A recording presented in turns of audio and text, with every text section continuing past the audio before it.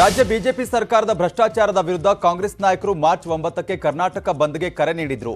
ಆದರೆ ನಾಳೆ ದ್ವಿತೀಯ ಪಿಯುಸಿ ಪರೀಕ್ಷೆ ಹಿನ್ನೆಲೆಯಲ್ಲಿ ಬಂದ್ ವಾಪಸನ್ನ ಪಡೆದಿದ್ದಾರೆ. ಬೆಂಗಳೂರಿನಲ್ಲಿ ಮಾತನಾಡಿದ ಕೆಪಿಸಿಸಿ ಅಧ್ಯಕ್ಷ ಡಿಕೆ ಶಿವಕುಮಾರ್ ಹಾಗೂ ಕಾರ್ಯಾಧ್ಯಕ್ಷ ರಾಮಲಿಂಗಾರೆಡ್ಡಿ, ವಿದ್ಯಾರ್ಥಿಗಳು ಪರೀಕ್ಷೆ ಹೋಗಲು ತೊಂದರೆ ಆಗಬಹುದು, ಸೊ ಹೀಗಾಗಿ ಕರ್ನಾಟಕ ಬಂದ್ ವಾಪಸ್ ಪಡೆದಿದ್ದೇವೆ ಅಂತ ಹೇಳಿಕೆ ಕೊಟ್ಟಿದ್ದಾರೆ. ಇನ್ನು ಡಿಕೆಶಿ ಕರೆ ನೀಡಿದ್ದ ಕರ್ನಾಟಕ ಬಂದ್ಗೆ ಕಾಂಗ್ರೆಸ್ ಹಿರಿಯ ನಾಯಕರು ಬೇಸರವನ್ನ ವ್ಯಕ್ತಪಡಿಸಿದ್ರಂತೆ.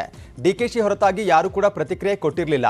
ಪಿಯುಸಿ ಪರೀಕ್ಷೆ ವೇಳೆ ಬಂದ್ಗೆ ಕರೆ ನೀಡಿದ್ದು ಸರಿಯಲ್ಲ, ಕಾಂಗ್ರೆಸ್ ನಡೆ ಟೀಕೆಗೆ ಗುರಿಯಾಗುತ್ತೆ ಅಂತ ಹಿರಿಯರು ಸಲಹೆ ಮೇರೆ ನೀಡಿದ್ರಂತ. ಹೀಗಾಗಿ ಕಾಂಗ್ರೆಸ್ ತನ್ನ ಬಂದನ್ನ ವಾಪಸ್ ಪಡೆದಿದೆ. ಮಾಡಾಳ್ಗೆ ಮಧ್ಯಂತರ ಜಾಮೀನು ಸಿಕ್ಕಿರೋದಕ್ಕೆ ಡಿಕೆ ಶಿವಕುಮಾರ್ ಅಸಮಾಧಾನವನ್ನ ಹೊರಹಾಕಿದ್ದಾರೆ. ನನಗೆ ಆಶ್ಚರ್ಯ ಆಗ್ತಾ ಇದೆ. ಅವರ ಪಕ್ಷದ ಸಿದ್ಧಾಂತ ಏನು? ಕೋರ್ಟ್ ವಿಚಾರಕ್ಕೆ ನಾನು ಬಾಯಿ ಹಾಕಲ್ಲ, ಕೋರ್ಟ್ಗೆ ಲೆಕ್ಕಾಚಾರ ಇರುತ್ತೆ ಅಂತ ಹೇಳಿಕೆ ಕೊಟ್ಟಿದ್ದಾರೆ. ಮಾಡಾಳ್ ವಿರೂಪಾಕ್ಷಪ್ಪ ಮೇಲೆ ಎಚ್ ವಿಶ್ವನಾಥ್ ವಾಗ್ದಾಳಿಯನ್ನ ನಡೆಸಿದ್ದಾರೆ. ಮಾಡಾಳ್ ಬಂದು ಸಿಎಂ ಕೈಗೆ ರಾಜೀನಾಮೆ ಕೊಟ್ಟು ಹೋಗ್ತಾರೆ, ಆದ್ರೆ ಪೊಲೀಸರ ಕೈಗೆ ಸಿಗೋದಿಲ್ಲ. ರಾಜ್ಯದಲ್ಲಿ ಪ್ರಭಾವಿಗಳಿಗೊಂದು ನ್ಯಾಯ, ಜನಸಾಮಾನ್ಯರಿಗೊಂದು ನ್ಯಾಯ ಆಗಿದೆ ಅಂತ ಕಿಡಿಕಾರಿದ್ರು. ಚುನಾವಣೆ ಹೊತ್ತಲ್ಲಿ ಕಾಂಗ್ರೆಸ್ ಮುಖಂಡ ಮಿಥುನ್ ರೈ ಹೊಸ ವಿವಾದವನ್ನ ಹುಟ್ಟುಹಾಕಿದ್ದಾರೆ. ಮುಸಲ್ಮಾನ್ ರಾಜರು ಉಡುಪಿ ಕೃಷ್ಣರ ಮಠಕ್ಕೆ ಜಾಗ ಕೊಟ್ಟಿದ್ರು ಅನ್ನೋ ಮೂಲಕ ವಿವಾದದ ಕಿಡಿಯನ್ನ ಹೊತ್ತಿಸಿದ್ದಾರೆ. ಇನ್ನು ವಿವಾದದ ಬಳಿಕ ಮಿಥುನ್ ರೈ ಸ್ಪಷ್ಟನೆ ಕೊಟ್ಟಿದ್ದಾರೆ. ನಾನು ಯಾವುದೇ ಇತಿಹಾಸಕಾರನಲ್ಲ, ನಾನು ಉಡುಪಿ ಮಠದ ಪೇಜಾವರ ಶ್ರೀಗಳ ಈ ಹಿಂದೆ ಹೇಳಿದ್ದನ್ನೇ ನಾನು ಪುನರುಚ್ಚರಿಸಿದ್ದೇನೆ ಅಂತ ಹೇಳಿಕೆ ಕೊಟ್ಟಿದ್ದಾರೆ. ಇತಿಹಾಸಕಾರನಲ್ಲ, ನನ್ನ ಉದ್ದೇಶ ಈ ಜಿಲ್ಲೆಯ ಸೌಹಾರ್ದತೆಗೆ ಒಡಕು ತರಬಾರ್ದು. ನನ್ನ ಈ ಜಿಲ್ಲೆಯ ಸೌಹಾರ್ದತೆಯನ್ನು ಯಾರು ಕೂಡ ಹಾಳು ಮಾಡಬಾರ್ದು. ಜಾತಿಯ ನಡುವಿನಲ್ಲಿ ವಿಷ ಬೀಜವನ್ನು ಬಿತ್ತಬಾರ್ದು. ಅದಕ್ಕೆ ನಾನು 10 ಉದಾಹರಣೆಗಳನ್ನು ಕೊಟ್ಟಿದ್ದೇನೆ. ಈ ಉದಾಹರಣೆಗೆ ನನಗೆ ಪ್ರೇರಣೆ ಎಲ್ಲಿಂದ ಅಂತ ಹೇಳಿದರೆ, ಪರಮಪೂಜ್ಯ ಪೇಜಾವರ ಶ್ರೀಗಳು ಕೊಟ್ಟಂತಹ ಹೇಳಿಕೆ ಅದು ಮಾಧ್ಯಮದಲ್ಲೇ ಬಂದಿತ್ತು. ಅದೇ ಮಾಧ್ಯಮ ಮಿಥುನ್ ರೈಗೆ ಬಿಜೆಪಿ ಶಾಸಕ ರಘುಪತಿ ಭಟ್ ಟಾಂಗ್ ಕೊಟ್ಟಿದ್ದಾರೆ. ಮುಸಲ್ಮಾನರು ಕೃಷ್ಣ ಮಠಕ್ಕೆ ಯಾವುದೇ ಜಾಗ ನೀಡಿಲ್ಲ. ಅನಂತೇಶ್ವರ ದೇಗುಲಕ್ಕೆ ರಾಮಭೋಜ ಭೂಮಿ ಕೊಟ್ಟಿದ್ದಾರೆ. ಅದೇ ಭೂಮಿಯಲ್ಲಿ ಉಡುಪಿ ಕೃಷ್ಣ ಮಠ ಕಟ್ಟಲಾಗಿದೆ ಅಂತ ಹೇಳಿದ್ದಾರೆ. ಸಿಟಿ ರವಿ ಕೂಡ ಮಿಥುನ್ ರೈ ವಿರುದ್ಧ ಆಕ್ರೋಶವನ್ನ ಹೊರಹಾಕಿದ್ದಾರೆ.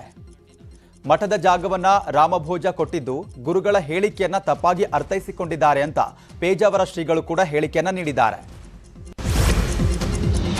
ಹಾಸನ ಜೆಡಿಎಸ್ ಟಿಕೆಟ್ ಗೊಂದಲಕ್ಕೆ ಇನ್ನೂ ಕೂಡ ತೆರೆ ಬಿದ್ದಿಲ್ಲ. ಭವಾನಿ ಅವರಿಗೆ ಟಿಕೆಟ್ ನೀಡುವಂತೆ ದೇವೇಗೌಡರು ಹಾಗೂ ಕುಮಾರಸ್ವಾಮಿ ಮೇಲೆ ಎಚ್.ಡಿ. ರೇವಣ್ಣ ಒತ್ತಡವನ್ನ ಹಾಕಿದ್ದಾರೆ. ಈ ನಡುವೆ ಎಚ್.ಡಿ. ರೇವಣ್ಣ ಟಿಕೆಟ್ ಆಕಾಂಕ್ಷಿಯಾಗಿರುವ ಸ್ವರೂಪ್ ಅವರನ್ನ ಭೇಟಿಯಾಗಿದ್ದಾರೆ. ಅರ್ಧ ಗಂಟೆಗೂ ಹೆಚ್ಚು ಕಾಲ ರೇವಣ್ಣ ಜೊತೆ ಚರ್ಚೆ ಮಾಡಿದ್ದಾರೆ. ಹಾಸನ ಜಿಲ್ಲೆಗೆ ನಾಳೆ ಪಂಚರತ್ನ ಯಾತ್ರೆ ಎಂಟ್ರಿ ಆಗ್ತಿದೆ. ಹೀಗಾಗಿ ಗೊಂದಲ ನಿವಾರಣೆಗೆ ರೇವಣ್ಣ ರಣತಂತ್ರವನ್ನ ರೂಪಿಸಿದ್ದಾರೆ. ವಿಪಕ್ಷ ನಾಯಕ ಸಿದ್ದರಾಮಯ್ಯ ವಿರುದ್ಧ ಬಿಜೆಪಿ ರಾಜ್ಯಾಧ್ಯಕ್ಷ ಕಟೀಲ್ ಕಿಡಿಕಾರಿದ್ದಾರೆ. ಬೆಂಗಳೂರು ಮೈಸೂರು ರಾಷ್ಟ್ರೀಯ ಹೆದ್ದಾರಿ ಸಿದ್ದರಾಮಯ್ಯ ಸರ್ಕಾರದಿಂದ ₹1 ಕೂಡ ಕೊಟ್ಟಿಲ್ಲ. ಈಗ ಪ್ರಚಾರದ ಗಿಮಿಕ್ ಮಾಡ್ತಿದ್ದಾರೆ. ಇದನ್ನ ಜನ ನಂಬೋದಿಲ್ಲ. ಸಿದ್ದರಾಮಯ್ಯನವರಿಗೆ ಹೆದ್ದಾರಿ ರಿವ್ಯೂ ಮಾಡುವಂತ ಹಕ್ಕು ಇಲ್ಲ ಅಂತ ವಾಗ್ದಾಳಿಯನ್ನ ಮಾಡಿದ್ದಾರೆ.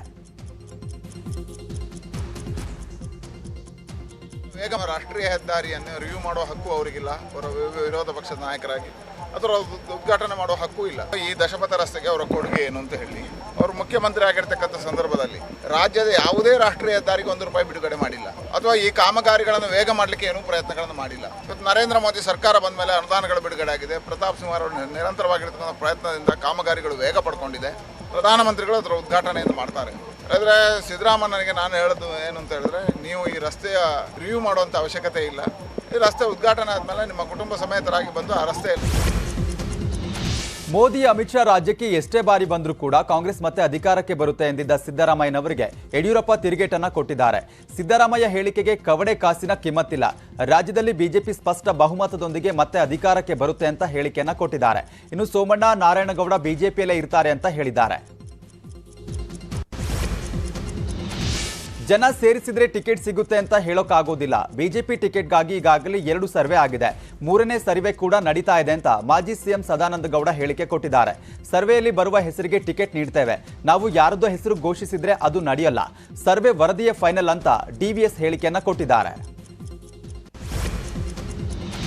ಬಿಜೆಪಿ ವಿಜಯ ಸಂಕಲ್ಪ ಯಾತ್ರೆಗೆ ಅಭೂತಪೂರ್ವ ಬೆಂಬಲ ಸಿಕ್ತಿದೆ. ಈ ಬಾರಿ ರಾಜ್ಯದಲ್ಲಿ ಬಿಜೆಪಿ ಅಧಿಕಾರಕ್ಕೆ ಬರೋದು ನಿಶ್ಚಿತ ಅಂತ ಬೆಳಗಾವಿಯಲ್ಲಿ ರಾಷ್ಟ್ರೀಯ ಪ್ರಧಾನ ಕಾರ್ಯದರ್ಶಿ ಸಿಟಿ ರವಿ ಹೇಳಿಕೆ ಕೊಟ್ಟಿದ್ದಾರೆ.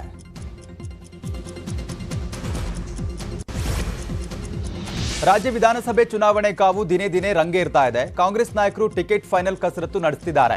ಹಾಲಿ ಶಾಸಕರು ಸಿಂಗಲ್ ನೇಮ್ ಇರುವವರ ಅಭ್ಯರ್ಥಿಗಳ ಕ್ಲಿಯರ್ ಆಗಿದೆಯಂತೆ. ನಾಳೆ ಮೊದಲ ಹಂತದ 120 ಅಭ್ಯರ್ಥಿಗಳ ಪಟ್ಟಿಯನ್ನ ಹೈಕಮಾಂಡ್ಗೆ ಚುನಾವಣಾ ಸಮಿತಿ ಕಳುಹಿಸಲಿದೆ. ಮಾರ್ಚ್ 15ರ ಒಳಗಡೆ ಮೊದಲ ಪಟ್ಟಿ ಘೋಷಣೆ ಮಾಡುವ ಸಾಧ್ಯತೆ ಇದೆ.